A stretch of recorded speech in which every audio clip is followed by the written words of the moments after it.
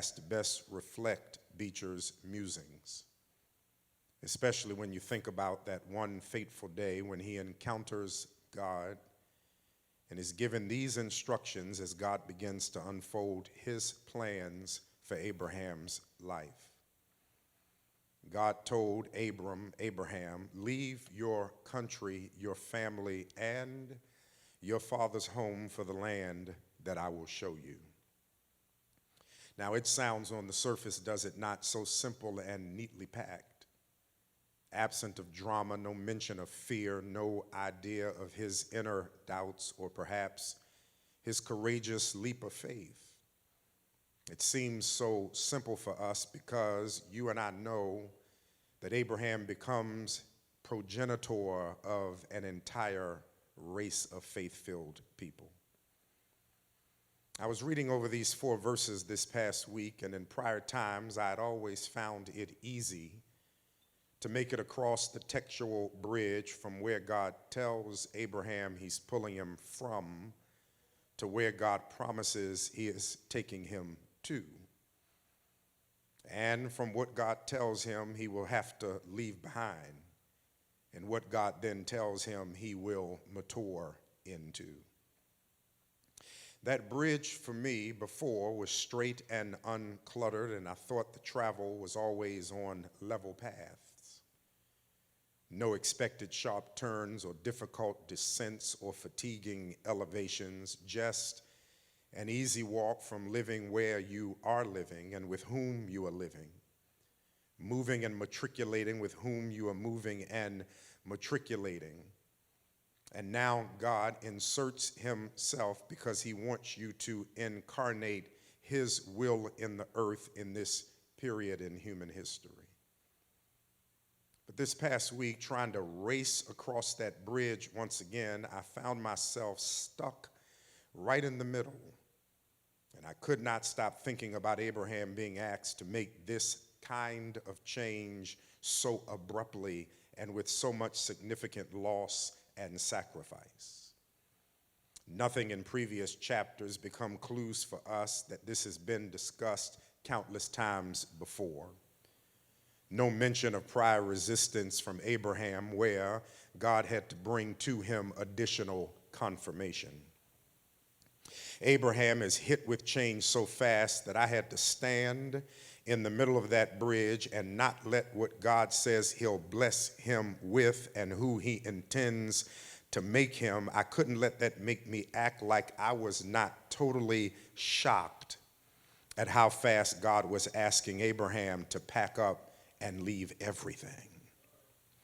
Behind me on the bridge was everything significant to Abraham, and in front of me on that same bridge was nothing similar to what he was being instructed to leave behind. And maybe because of the times you and I are living in, for the first time, standing in the middle that marks the halfway point, I couldn't take that next step towards Abraham's future journey. Why? Because I kept wondering, does change always have to cost so much?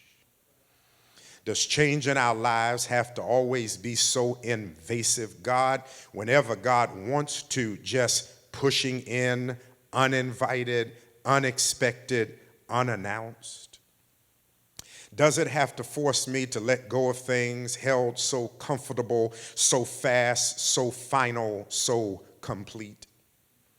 Does God resonate with the pain he is causing by the changes he is demanding? I'm telling you, I stood in the middle of that bridge between God saying leave and God leading only where God knows is the destination. Can I tell you that here is my opinion, change is challenging. And it's even more challenging when it imposes on my life suddenly without warning or approval. And in many instances, change doesn't even let me even resist. I can't form a rebuttal. I dare not retreat because I really do know that I don't want to live with any regrets. Abraham's change involved leaving familiar country to go occupy a foreign land. In addition, go live in a different culture that speaks a different language and who practice different traditions. Leave all your relatives and vacate your home and walk away from all of your friends. And, oh, in case I didn't say it, it's going to be forever. Leave your security and embrace the unknown and go where I'm telling you, even though I'm not specifically telling you where you're going. And Mount Ararat, on top of all of this, God in essence says to him, I want you to know, Abraham, that it's all because I want to do something in and through you. So it's really not even about your want or your wish. Really, it's about my will. And the only justification you have for responding immediately and obediently is that I am God and you trust my sovereignty, that you're in awe of my power, that you know I always have a purpose and a plan for your life. I want you to obediently and radically follow me because you know my plans are always best for you. Now, some of you may find the promises of God enough to erase the pain that change often demands, because God does here provide promises to Abraham.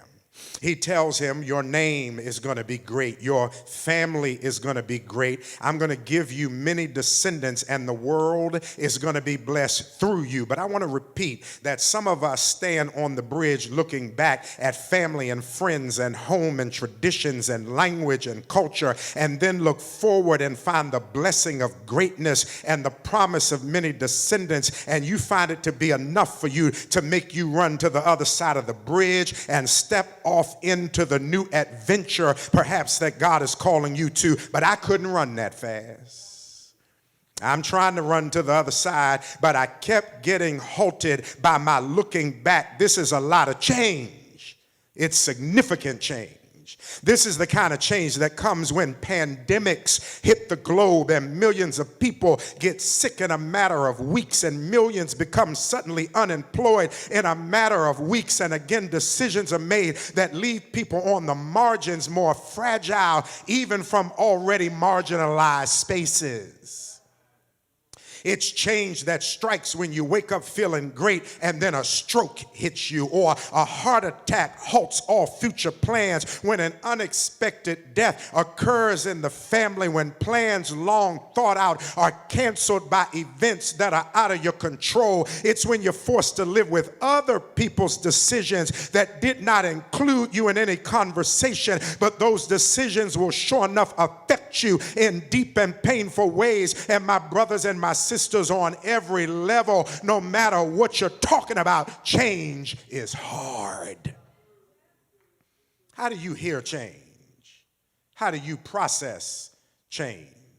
How do you walk even reluctantly through change? How do you wake up and expect to go about a normal day and then hear these words, leave everything, vacate your family, go to some place where your language will not fit? I want you to immerse yourself in a different culture and learn their traditions. And, oh, in case I didn't tell you, it's going to be forever.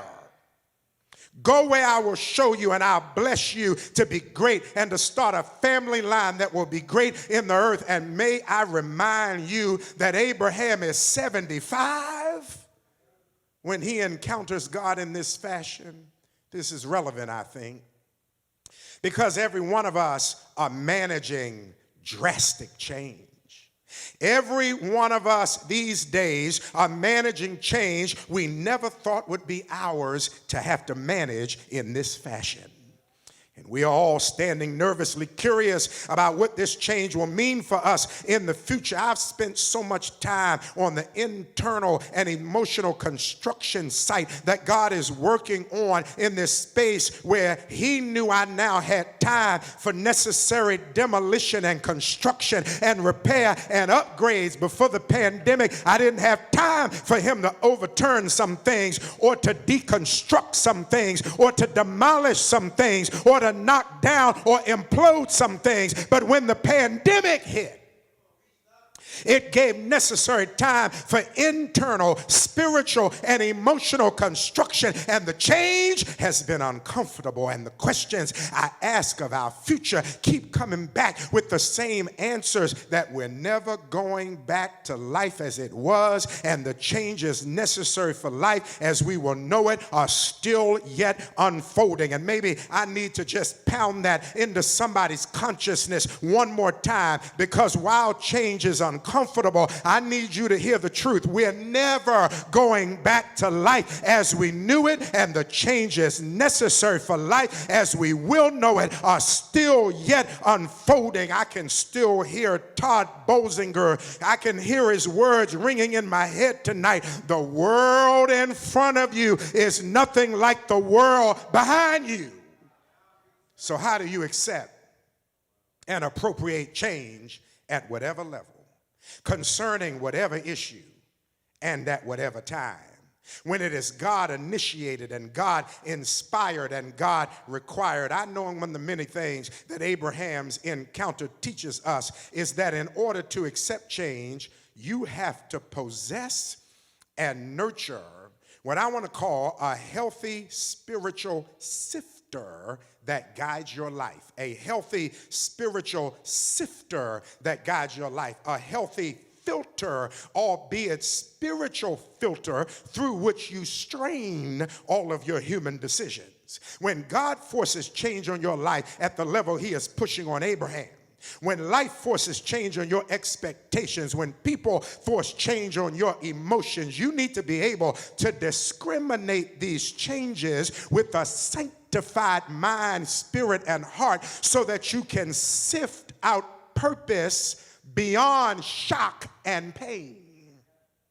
You need to have a filter that can extract shock and pain so that you can anchor in on divine purpose, because that's the only way you will develop the capacity to then look out at whatever the change is necessitating and be able to testify that the enemy meant this for my demise, but God meant this for my development. You have to have a spiritual sifter or filter so you can strain out fear and confusion and anxiety, and the only thing left then is faith and trust in God. No matter the outcome, part of our faith journey is God sanctifying and maturing in us a sifter, a filter that is predisposed towards his will.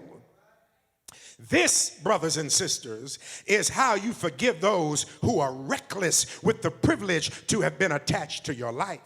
This is how you turn down the temptation to mistake good for great.